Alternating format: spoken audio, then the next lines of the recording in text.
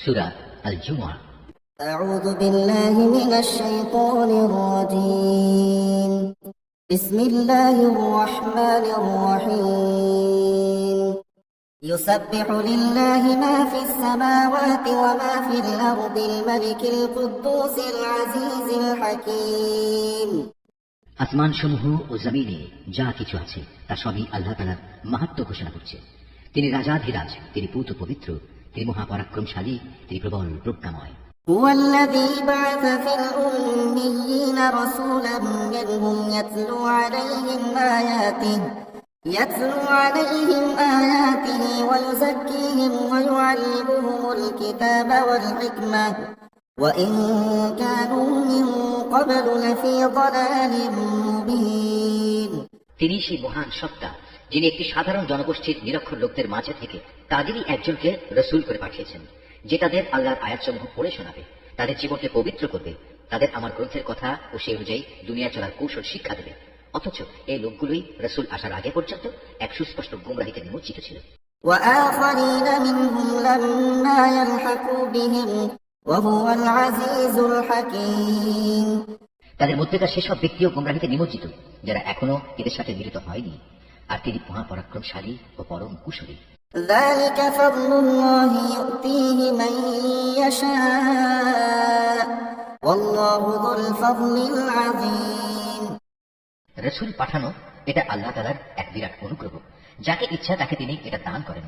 আল্লাহ তাআলা মহা অনুগ্রহশীল। مثل الذين حملوا التوراة ثم لم يحملوها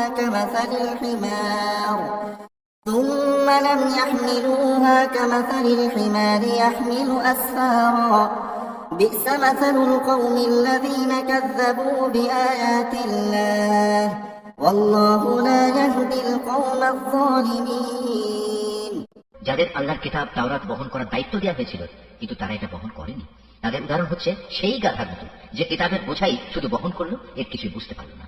তার চাইতেও নিকৃষ্ট উদাহরণ সেই জাতির যারা আল্লাহর আয়াতকে অস্বীকার করল। আল্লাহ তাআলা এ ধরনের জালেম জাতিকে হেদায়েত করেন না। قل يا أيها الذين هادوا إن زعمتم أنكم أولياء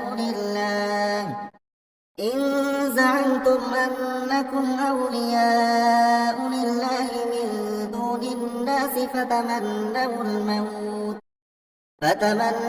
الموت إن كنتم صادقين হে রাসূল, তুমি বলো, হে ইহুদিরা, যদি তোমরা মনে করে থাকো অন্য সব লোক বাদে কেবল তোমরাই হচ্ছ আল্লাহর বন্ধু, তাহলে আল্লাহর পুরস্কার পাওয়ার জন্য তোমরা মৃত্যু কামনা করো যদি তোমরা সত্যবাদী হও। ولا يتمنونه أبدا بما قدمت أيديهم والله عليم بالظالمين কিন্তু সারা জীবন এরা নিজেদের হাত দিয়ে যা করেছে তার পরিণাম চিন্তা করে এরা কখনো মৃত্যু কামনা করবে না।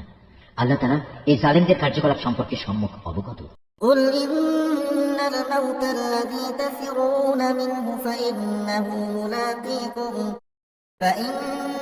ملاقيكم ثم تردون إلى عالم الغيب والشهادة فينبئكم بما كنتم تعملون হে নবী, তুমি এদের বলো যে মৃত্যুর কাছ থেকে তোমরা আজ পালিয়ে বেড়াচ্ছ, একদিন কিন্তু তোমাদের সে মৃত্যুর সামনাসামনি হতেই হবে। তারপর তোমাদের সে মহান আল্লাহর দরবারে হাজির করা হবে, যিনি মানুষের দেখা অদেখা যাবতীয় কিছু সম্পর্কেই জ্ঞান রাখেন। অতঃপর তিনি সেদিন তোমাদের সবাইকে বলে দেবেন তোমরা দুনিয়ার জীবনে কি করে এসেছো। يا أيها الذين آمنوا إذا نودي للصلاة من يوم الجمعة فاسعوا إلى ذكر الله وذروا البيع ذلكم خير لكم إن كنتم تعلمون হে ঈমানদার ব্যক্তিরা, জুমার দিনে যখন তোমাদের নামাজের জন্য ডাক দেওয়া হবে তখন তোমরা নামাজের মাধ্যমে আল্লাহর স্মরণের দিকে দ্রুত গতিতে এগিয়ে যাও এবং সে সময়ের জন্য কেনাবেচা ছেড়ে দাও। এটাই তোমাদের জন্য উত্তম যদি তোমরা তা উপলব্ধি করো। فإذا قضيت الصلاة فانتشروا في الأرض وابتغوا من فضل الله واذكروا الله كثيرا لعلكم تفلحون অতঃপর যখন জুমার নামাজ শেষ হয়ে যাবে তখন তোমরা কাজকর্মে পৃথিবীতে ছড়িয়ে পড়ো এবং আল্লাহর অনুগ্রহ তালাশ করো আর আল্লাহকে বেশি বেশি স্মরণ করো। আশা করা যায় তোমরা সাফল্য লাভ করতে পারবে। وإذا رأوا تجارة أو لهوا انفضوا إليها وتركوك قائما قل ما عند الله خير من اللهو ومن التجارة والله خير الرازقين। আল্লাহ তাআলার এসব নির্দেশ সত্ত্বেও এরা যখন কোনো ব্যবসায়িক কাজকর্ম কিংবা ক্রীড়া কৌতুক দেখতে পায় তখন সেদিকে দ্রুত গতিতে দৌড়ায় এবং তোমাকে নামাজে একা দাঁড়ানো অবস্থায় ফেলে যায়। তুমি বলো, আল্লাহ তাআলার কাছে যা কিছু রয়েছে তা অবশ্যই খেলাধুলা ও বেচা কেনার চাইতে বহু গুণে উৎকৃষ্ট। মূলত আল্লাহ তাআলাই তার সৃষ্টির সর্বোত্তম রিজিক দাতা। Mahfuz art of nature. بسم الله الرحمن الرحيم يسبح لله ما في السماوات وما في الأرض الملك القدوس العزيز الحكيم هو الذي بعث في الأميين رسولا منهم يتلو عليهم آياته ويزكيهم ويعلمهم الكتاب والحكمة وإن كانوا من قبل لفي ضلال مبين وآخرين منهم لما يلحقوا بهم وهو العزيز الحكيم ذلك فضل الله يؤتيه من يشاء والله ذو الفضل العظيم مثل الذين حملوا التوراة ثم لم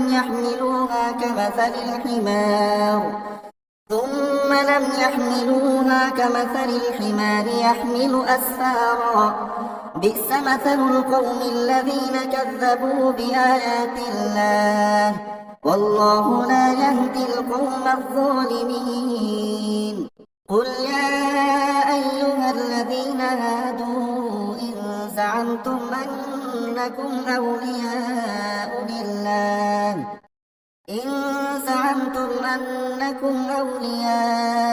لله من دون الناس فتمنوا الموت إن كنتم صادقين ولا يتمنونه أبدا بما قدمت أيديهم والله عليم بالظالمين قل إن الموت الذي تفرون منه فإنه ملاقيكم ثم تردون إلى عالم الغيب والشهادة فينبئكم بما كنتم تعملون يا أيها الذين آمنوا إذا نودي للصلاة من يوم الجمعة فاسعوا إلى ذكر الله وذروا البيع ذلكم خير لكم إن كنتم تعلمون فإذا قضيت الصلاة فانتشروا في الأرض وابتغوا من فضل الله واذكروا الله كثيرا لعلكم تفلحون وإذا رأوا تجارة أو لهوا انفضوا إليها وتركوك قائما قل ما عند الله خير من اللهو ومن التجارة والله خير الرازقين